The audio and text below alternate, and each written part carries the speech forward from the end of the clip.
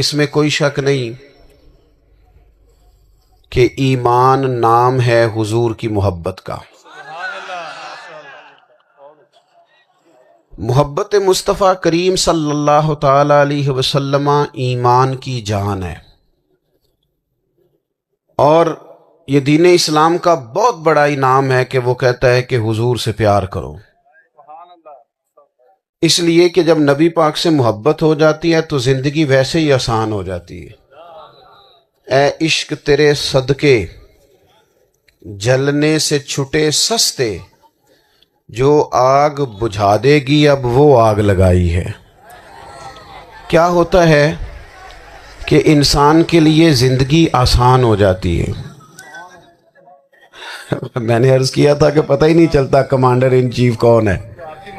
اللہ آپ کو سلامت، ٹھیک ہو گیا جی، اب آنے دیں دوستوں کو، بیٹھ جائیں جی، آپ لوگ آگے نہ ہو، پیارے بیٹے بیٹھ جاؤ جہاں جگہ نہیں، آپ اس طرح بھاگے دوڑے تو نانا، محفل میں آئیں، اس کا ادب کا خیال کریں، آپ تشریف رکھیں، بس بیٹھ جائیں جہاں جگہ مل رہی ہے۔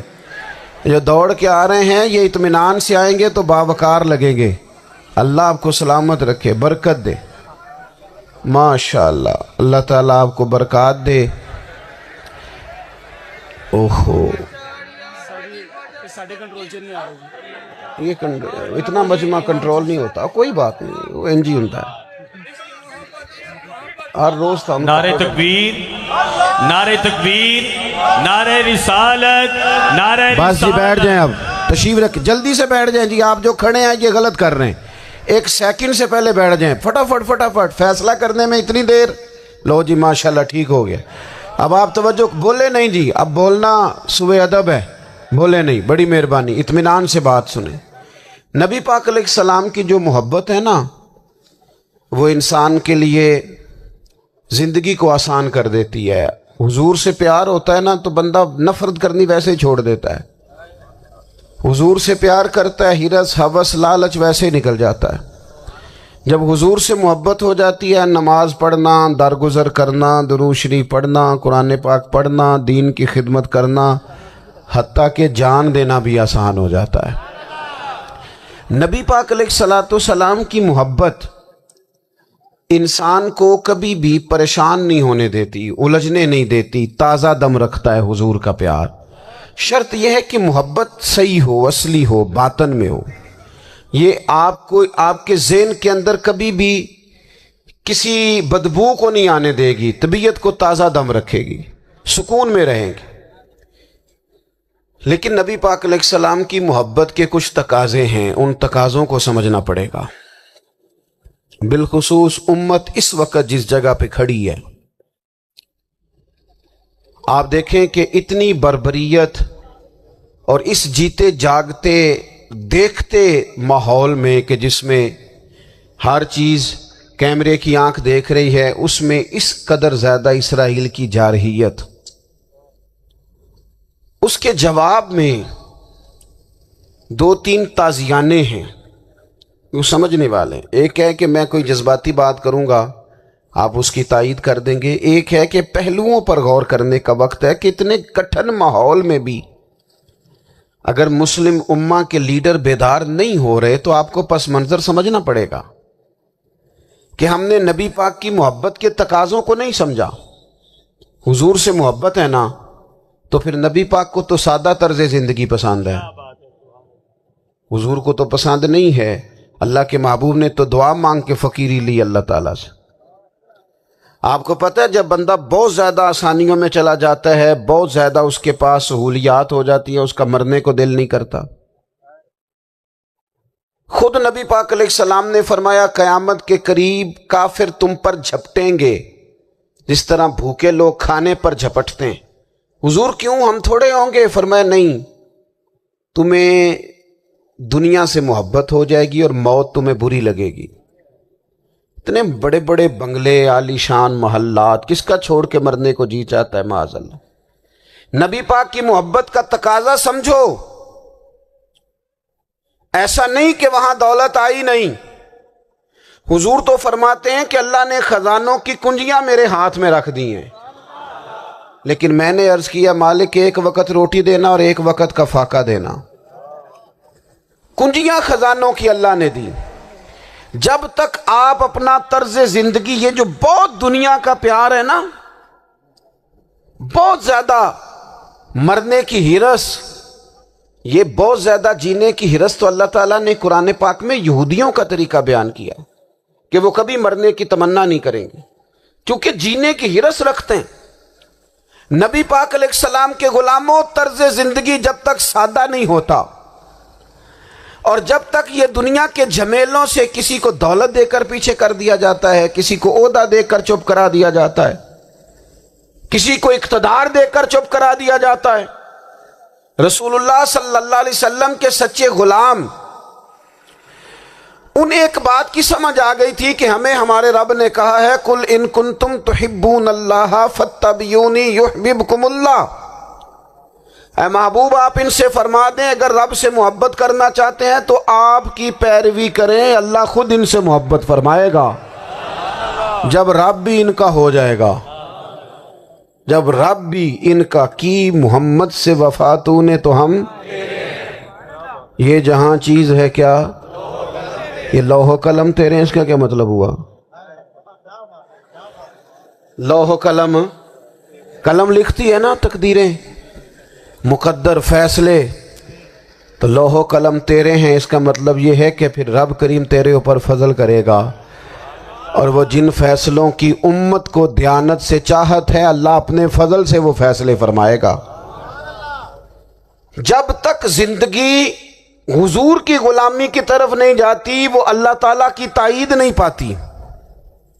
حضرت عبداللہ ابن حذافہ رضی اللہ تعالیٰ عنہ کو رومیوں نے قید کر لیا تھا، اور جب رومی آپ کو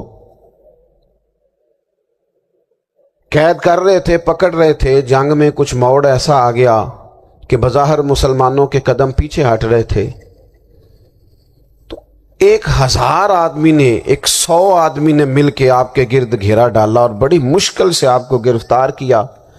جب بادشاہ کے سامنے لے گئے نا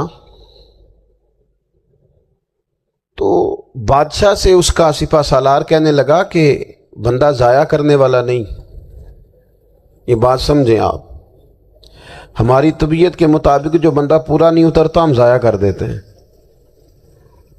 حالانکہ اگر آپ کو مخالف صف میں بندہ کام کا نظر آئے تو آپ غور فرمائیں کہ یہ ہمارے قافلہ محبت میں کیسے شامل ہو سکتا ہے، اس کے لیے جد و جہد کریں تاکہ اس سے کام لیا جا سکے.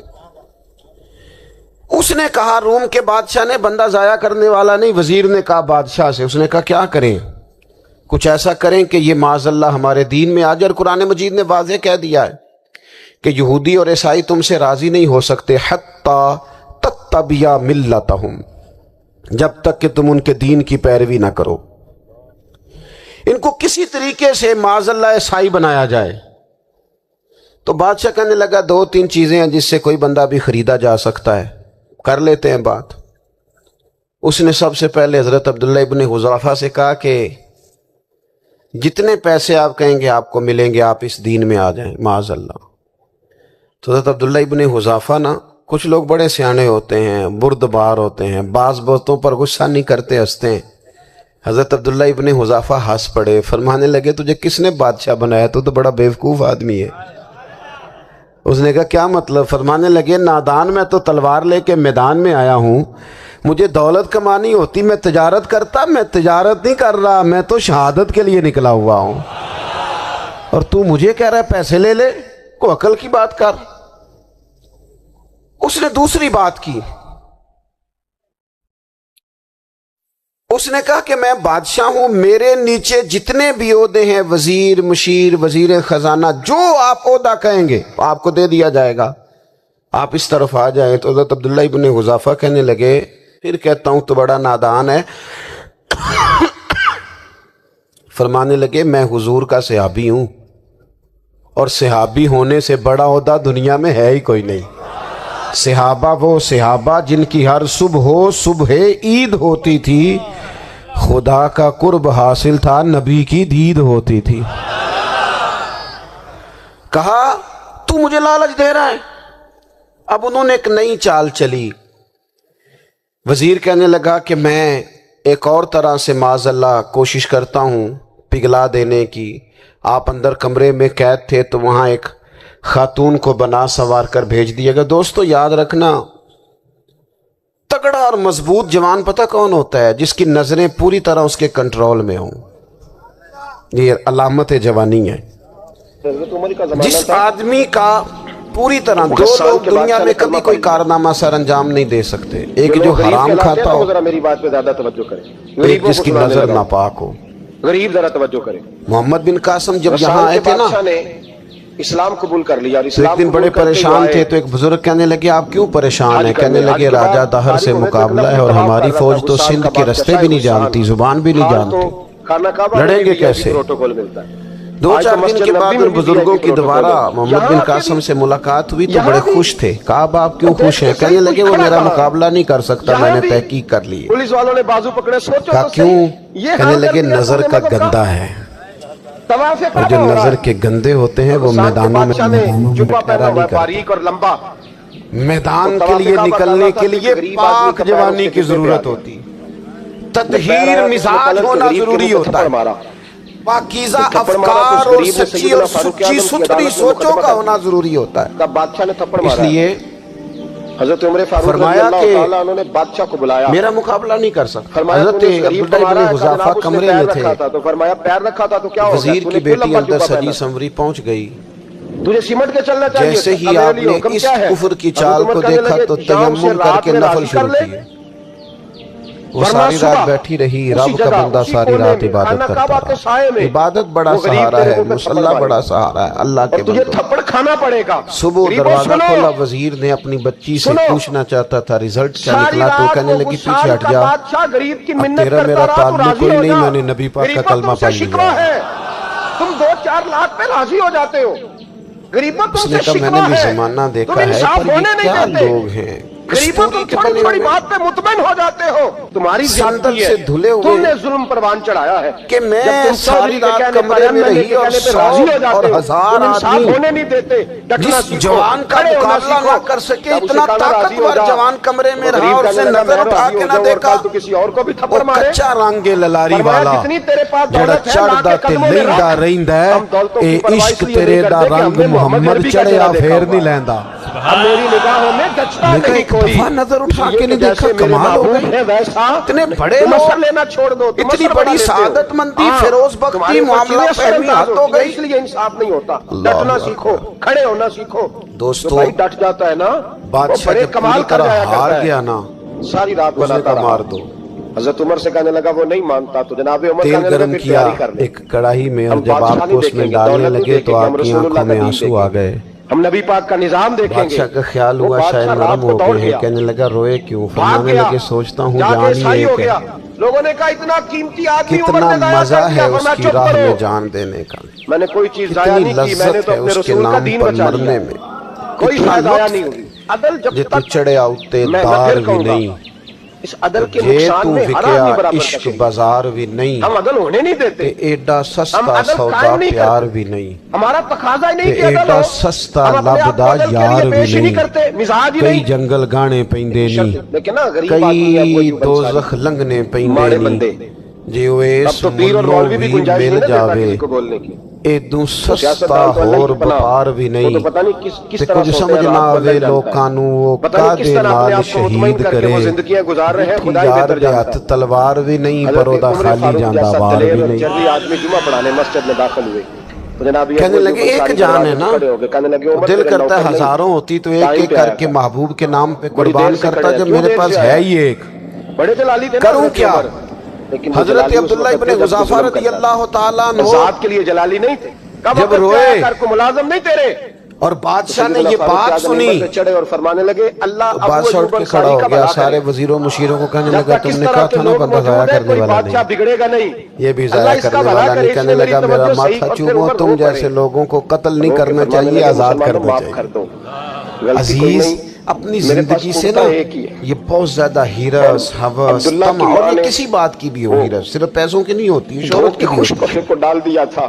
غریب ہوں، یہ بیماری انسان کو اقتدار کی بھی ہوتی ہے، تعریف کی بھی بیماری ہوتی ہے، یہ سارے نقص ہوتے ہیں لوگوں، مجھے معاف کر دو، میری اور معاذ اللہ بعض جبوں قبوں کے اندر بھی ہوتے ہیں، اور کہنے لگے اللہ وہاں بھی پنپتے اپنی زندگی جب تک اس سادگی میں نہیں لاؤ گے جو رسول پاک نے عطا فرمائی. یہاں کسی کی ضرورت ہے جب لوگ آسانیوں میں پوری طرح الجھ گئے تو لیکن انہوں نے دور ہوئے اور کفر چڑھ گیا. سامنے پیش کیا اپنے آپ دوسری بات لوگوں کے سامنے اللہ کے محبوب صلی اللہ تعالی علیہ وسلم کی محبت ہم سے تقاضا کرتی ہے فاروق اعظم جمعہ پڑھانے آئے تو اسی چادر کا کہ ہم اس مشن کے لیے کام کریں جس مشن کے لیے رسول پاک نے کام یہ فرمایا. انصاف ہے، یہ عدل ہے. ہم سارے کام بڑی مضبوطی سے سوچ سمجھ کے تدبر سے حکمت سے عبداللہ بن عمر بولے تقاضوں کو مد نظر رکھتے ہوئے کرتے ہیں سارے کام. دین کے کام میں ہمارا مزاج نہیں ہوتا. ہو جائے گا جی، آپ بسم اللہ پڑھیں جی، شروع کریں جی. ہم تیار نہیں، آپ تقاضوں کو سمجھیں، مزاج نہیں انصاف کا، چیزوں کو دبائیں نہیں، چیزوں پر غور کریں. کسی کے ذہن کی سطح پر سوال ابھرتا ہے اس کا تسلی بخش جواب دیں. اس لیے ہم وکیلوں کے اپنی زندگی میں دین کے کام کے لیے اپنے آپ کو وقف کریں. اور دین کے کام کے بہت سارے پہلو ہیں. ہزاروں لوگوں کو قرآن پاک ٹھیک پڑھنا نہیں آتا. حضرت علی اور مرتضیٰ ہزار لوگ ہیں جو قرآن مجید کے مطالب سے آگاہ نہیں جن پر انسانیت رشک دین کی بنیادی ضروریات سے لوگ نابلد.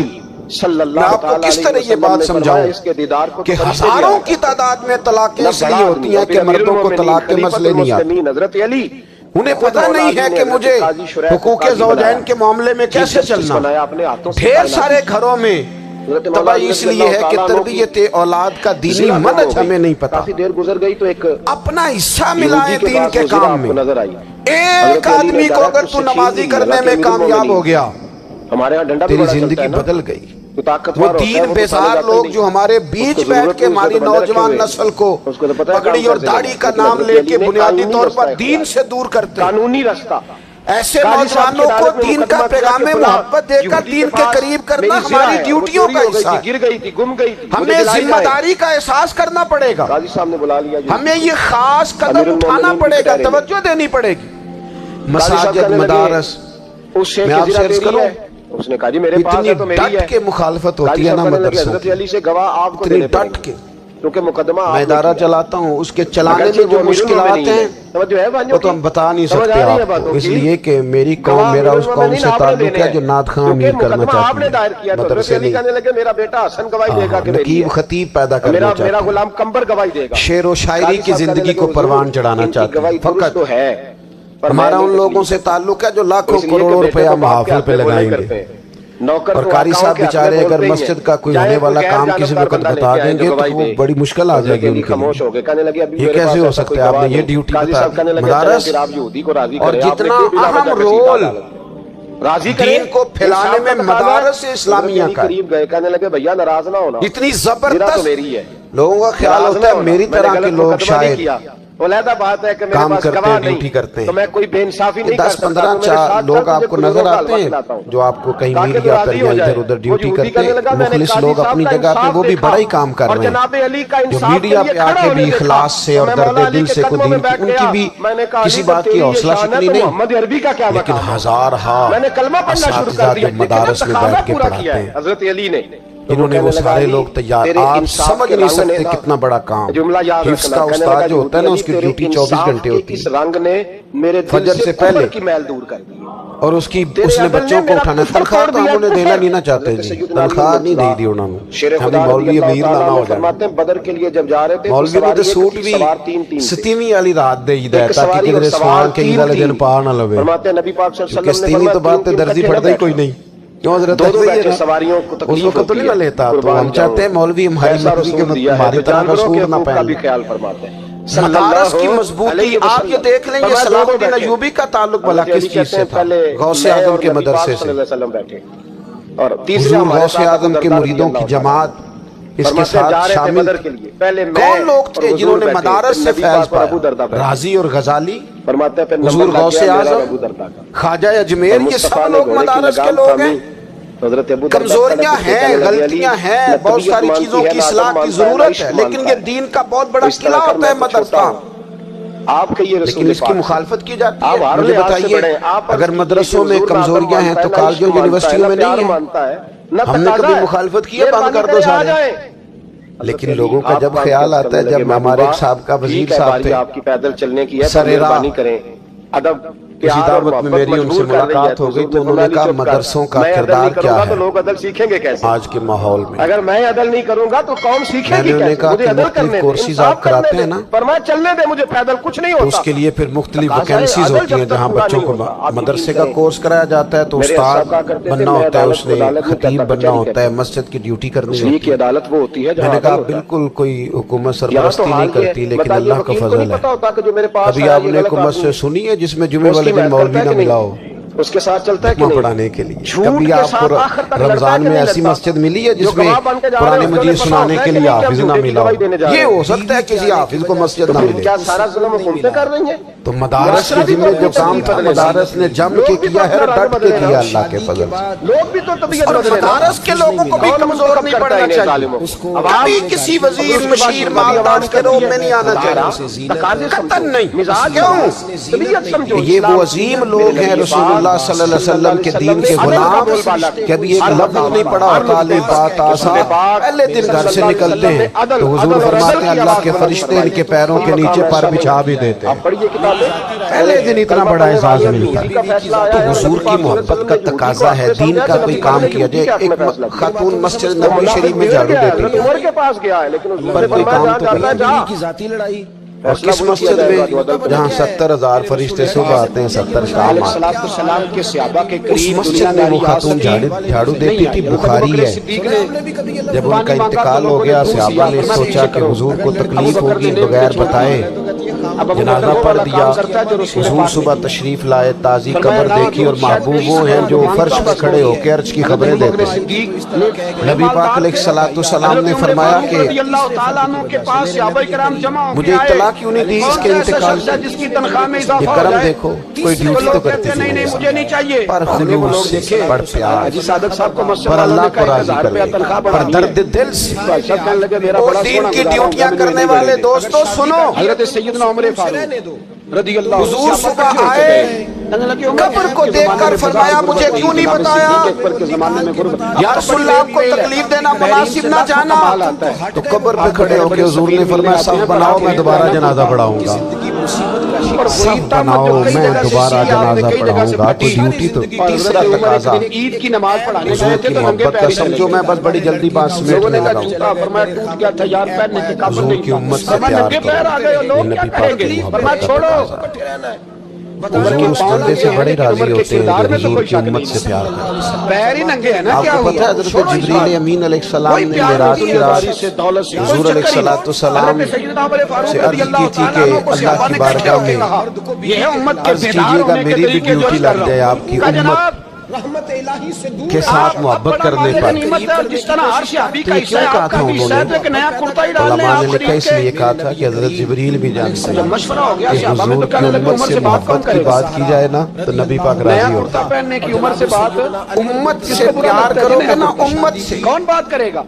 ایک صرف بات کا یاد رکھ، بات کا خیال رکھنا، عقیدہ برا ہو تو بات مولا علی کی بڑی عزت کرتے ہیں، ان سے بڑا پیار کرتے ہیں، ان سے بات میرے محبوب کی امت کا ایک ایک شخص جو مدینے والے کا کلمہ پڑھتا ہے، علی کو جو حضور کا غلام، اس کے بارے میں اپنے دل میں گنجائش رکھنا، پیار رکھنا، وابستگی رکھنا. اور دوستو یہاں لوگ کس کس طرح یہ والا کام نہیں، گروہوں کو جماعتوں کو سپورٹ کرتے ہیں. سب سے پہلے تو نبی پاک نے اس امت کی کثرت پر فخر بیان کیا اور حضور فرمانے لگے 120 صفحے جنتیوں کی ہوں گی، قیامت میں 80 صفحے صرف میری امت کی ہوں گی. میں کثرت امت پر فخر کروں گا. ان لوگوں سے پیار کرنا، ان کے دکھ درد کو سمجھنا ہے. پتہ ہے آج کیا ہوتا ہے؟ آج ہمیں مختلف چھوٹے چھوٹے ملکوں میں بانٹ دیا گیا. عمر فاروق دوڑے ہوئے آئے تو ہم کسی دوسرے مسلمان بھائی کا درد نہیں محسوس کرتے، ہم گھروں میں نہیں محسوس کرتے. حضور کے گھر سے پڑوسی پر ظلم ہو رہا ہو تو ہم کہنے پتر سادہ نہیں مسئلہ، یہودہ مسئلہ ہے، تیرے کی لگے. حالانکہ پڑوسی کی آگ اس لیے بھی کسی وقت بجھا دینی چاہیے کہ پڑوسی کی نام بجھائی جائے تو اپنا گھر بھی زیادہ ہے. اب تیرا بھی حصہ ہے صحابہ کرام کی خواہش ہے کہ امت مسلمہ سے ہمارا ہمیں بس لگا دیا کہ اپنے حصے کی روٹی کماؤ، اپنے حصے کی کوٹھی بناؤ، اپنے حصے کی گاڑی خریدو، اپنے حصے کا لگاؤ۔ امت کا درد، امت کی بات، وحدت امت کا تصور، امت کا دوبارہ سے وہ شان ارسل رسولہ بالہدی ودین الحق لیظہرہ علی الدین کلہ، وہ تصور کب ہوگا؟ اس وقت ہوگا جب ہم بات امت کی کریں گے۔ نبی پاک علیہ السلام نے فرمایا مسلمان کی مثال ایک جسم کے طرح، جسم کے ایک حصے کو تکلیف ہو تو سارا آزمائش میں آ جاتا ہے۔ مجھے بتاؤ یہ انگلی درد کرتی ہو، انگلی جسم کا حصہ ہے نا، عمر کی بات سنتی گئی تو میرا خیال ہے دماغ یہ کہہ دے گا کہ انگلی کی درد ہے نا مینو کی لگی ہے، فرماتی عمر دل کہہ دے گا کوئی نہیں ٹینشن لینے، انگلی کا مسئلہ ہے نا۔ امیر المومنین چلے گئے، ایسا نہیں ہوتا، بلکہ جب انگلی میں درد ہوتی ہے تو دماغ منصوبہ بندی کرتا کیا ہے بات ہوئی تو میں پھر کہ اس کا علاج کیسے ہو سکتا کیا ہے۔ بتاؤں، دل پریشان ہوتا ہے، نظر آتے ہیں، پیر چل کے جاتے کے ہیں، جلوے نظر آتے ہیں، ہاتھ وہ دوائی وصول کرتے رسول اللہ کا ہیں، رنگ نظر آتا ہے، دانت اسے چبا کر، حلق اسے نگل کر، معدہ اسے ذخیرہ کر کے جسم میں پھیلاتا ہے، پھر جا کے انگلی شفا پذیر ہوتی ہے۔ ایک حصے کو درد ہو تو سارا حصہ کام پہ لگ جاتا ہے۔ اسرائیل اگر تکلیف دے رہا ہے فلسطینیوں کو تو ہونا چاہیے تھا نا بعض مسلمان حکمرانوں کو نیند نہ آتی، وہ درد دل محسوس کرتے، ہونا چاہیے تھا نا کہ بعض لوگ یہاں ہم کیا کرتے ہیں بھلا بیٹھ کے، اب تو مجھے بعض چیزوں سے کوفت بھی ہونے، ہم دیتے ہیں بیان۔